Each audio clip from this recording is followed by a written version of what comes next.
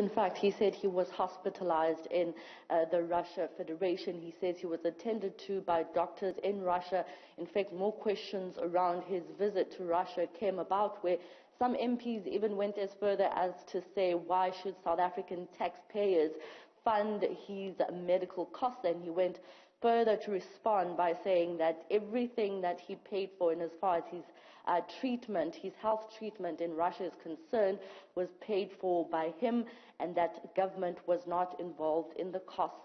Natasha Mazone also further went to raise the rumors that have been circulating about allegations of the deputy president being allegedly poisoned by some members within his political ranks. The Speaker of the National Assembly, Nosiviwe Mabuza QnA, stopping then that exchange between the DA's Natasha Mazone and the Deputy President, saying that it is not correct for Natasha Mazone to then further question the health of the Deputy President. They then settled that they will refer this particular ruling by the Speaker to the Rules Committee, which Natasha Mazone is also part of. And also at the beginning of his oral reply in Parliament today, we also heard him talking extensively about the work that is being done at Eskom, the power utility. As you have mentioned, Stephen, that he says government does not have any intention to sell Eskom. He says government does not intend to monopolize Eskom and the generation of energy, because anything that happens with Eskom ends up affecting the entire country. But they are opening up windows to independent power suppliers to be able to then alleviate the pressure from Eskom in supplying energy and electricity to the rest of the country. He says even municipalities have been given that leeway to then go source their own energy so as to provide electricity for citizens within their districts. He says that this competition will allow for prices to not be as expensive as they are when it comes to electricity prices. We also know that he mentioned the support package that was announced in October 2019. I just want us to listen in on what exactly he had to say regarding the money that has been injected at Eskom to try and alleviate the pressure that it has been under.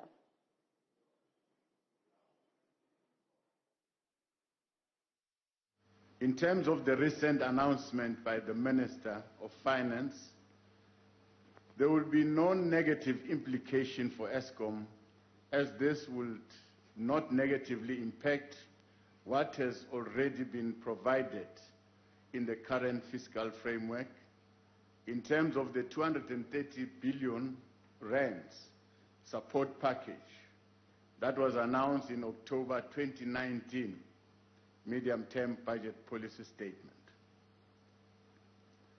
To date, Honorable Speaker, 136.7 billion rands of this support has been disbursed to Eskom, with the remaining disbursement to be provided over the next 4 fiscal years. The Minister of Finance has approved a special dispensation to allow Eskom to access additional guaranteed debt of 42 billion rands in 2021 and 2022, as well as 25 billion rands in 2022-2023, which falls within the existing guarantees facility of Eskom. The Deputy President, Athi, also strong support from the Deputy President for the current management and the board of Eskom, it seems.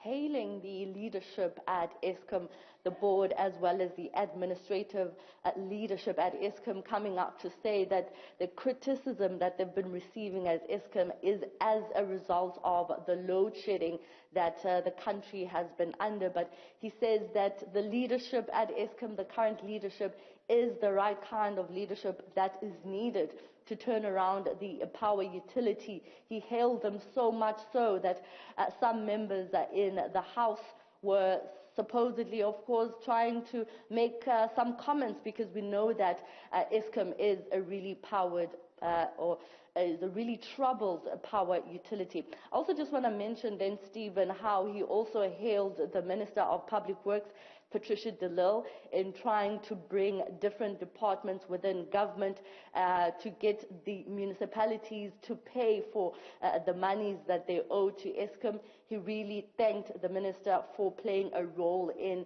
trying to conduct that particular process in getting monies that were owed to Eskom. But I also just want to touch a little bit on what he had to say regarding land claims and the progress that has been made since the inception of the restitution program in September this year, so much so that over 80,000 land claims have been settled, resulting in 3.8 million hectares of land to beneficiaries at the cost of 24 billion rands. He also went as far as to apologize to the District 6 claimants. There are several projects that are being led by the Deputy President in the restitution program for land reform in the country, but he acknowledged that there have been some delays, and as much as they've been able to settle over 80,000 land claims, he mentioned the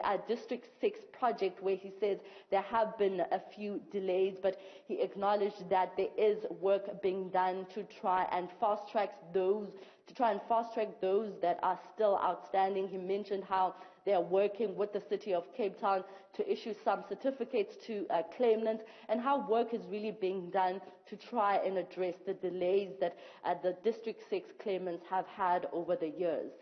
Athi Mtongana, thank you very much indeed, live from Parliament for us this afternoon. The Deputy President David Mabuza answering it.